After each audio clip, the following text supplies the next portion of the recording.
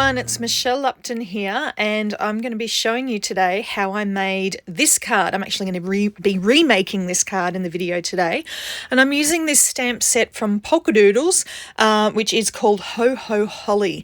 I'm going to be starting off by stamping it in some Hero Arts intensified black ink onto some Canson watercolor paper. This particular piece of watercolor paper, I believe, is 185 GSM. I usually use a heavier weight, but that's what I had at the time, so that's what I used. It did actually warp a little bit, but that's okay. All right, so I'm using my little pressure tool here with my Misty to get a good impression, but my ink pad is actually quite dry when I made this video, so I had to do it a couple of times. Now, here is the card that I am casing today, and this gorgeous card is by my friend Lisa Tilson, and you can see she's stamped some floral images in black and done some watercoloring over them. She has a white sentiment on black cardstock, and she has a grey border all around the edge of her watercolored panel. So I'm going to incorporate all of those elements into my card, obviously making it a Christmas card, and I'm changing up a few things here and there.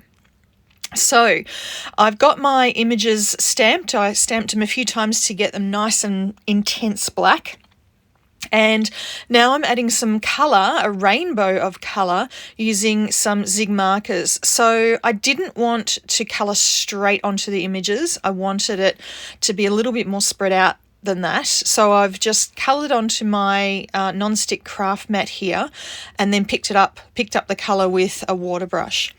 And you can see that I've added quite a few sort of flicks of colour around, splatters of the various different colours around the holly images, just to add a little bit more interest to the panel. So I'm starting off with the red and orange at the top, then moving to the yellow and green on the middle holly, and then at the bottom I'll be adding the blue and the purple. Now, on the very first card that I made for this, I didn't actually do quite as much splatter, but this one I did quite a bit of splatter. I wonder if you can tell me which one you prefer. Do you prefer it with more splatter, which is this one, or less splatter, which is the card that was right at the beginning of this video? As a still image. I still can't decide which one I prefer. But I mean, with watercolor, it's really hard to get two cards identical. I think it's probably impossible to get two cards identical when you're using watercolors. But that's okay. I very rarely make two cards absolutely identical to each other. Usually I change up something to do with them. But anyway, now I'm on to my last colour, which is this really pretty purple, and not to forget the splatters at the end. Want splatters from all the different colours on there. And I added a fair bit of water, so I'm using my heat tool to just dry it off now, and then I'll move on to my next step.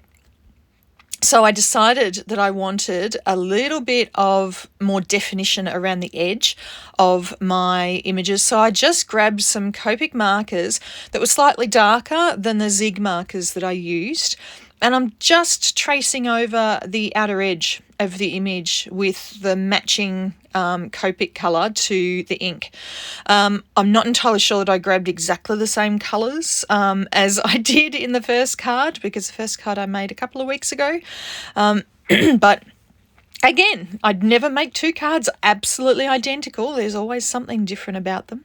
Anyway, I like the fact that it gives a little bit more definition to those holly leaves and berries. Okay, so I needed to make sure that there was going to be a border around the edge of this card, and also I'd stamped it ever so slightly off center. So I'm fixing that up by taking off a little bit more off this side than the other side. And that will allow me to mount this onto a grey card base. So this cardstock is one of my favourite greys. It is Fog cardstock from Simon Says Stamp. And I've just scored it down the middle and then cutting it in half so I'll get a top folding card base. And I'm just going to be using my Teflon bone folder to score that so it is nice and flat. All right, and I'm going to use plenty of adhesive because my watercolor panel is a little bit warped. I want to make sure that it stays stuck well and good to my card base, so I added plenty of that Kikuyu tape runner. That is my favourite tape runner to use. All right, so that's all done. Now, I thought I would add just a little bit of detail around the edge. So I'm channeling my inner Christina Werner here and adding some faux stitching using a Sakura white gel pen, a jelly roll pen. I love just the fact that it gives just a tiny little bit more detail and a little bit more definition to the edge. It just adds a nice finishing touch. All right, so for the sentiment, I am doing exactly what Lisa did, and I'm going to white emboss a sentiment onto some black cardstock. So I have some Hero Arts black cardstock here, and the sentiment I'm using is from a Simon Says stamp set called Tiny Words Christmas, which is a really useful stamp set at Christmas time. Because sometimes you make a background panel and you think, oh, I don't really want to cover up a lot of this with a sentiment. So these tiny little sentiments are great for when you have a lovely background that you just don't want to cover up. Okay, so I'm using my Versamark ink pad here and inking it up. I'm making sure I do it twice just to make sure I got a good impression. Now, it's very important with these tiny words not to press too firmly on the stamp, because if you do, you sometimes get the letters sort of smushing out a bit and they end up fatter than what they should, and sometimes that makes them a bit illegible. So you need to be careful with sentiments that you want to be legible that have teeny tiny type on them. Okay, so I'm just using my Fiskars paper trimmer here to slice that down. I'm just going to use my scissors to cut off either edge because it's so small. I thought it was easier to just do with my scissors. And then I'm going to be adhering that over my little holly there. So I'm just going to be using some black foam adhesive here, some little hexagons that are black so you can't really see them from the side. So that's really useful. All right, and that is my card for today. So I want to thank Lisa for being my guest today and providing me with such lovely inspiration.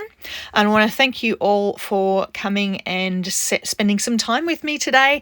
And I hope to see you back again next time. Bye.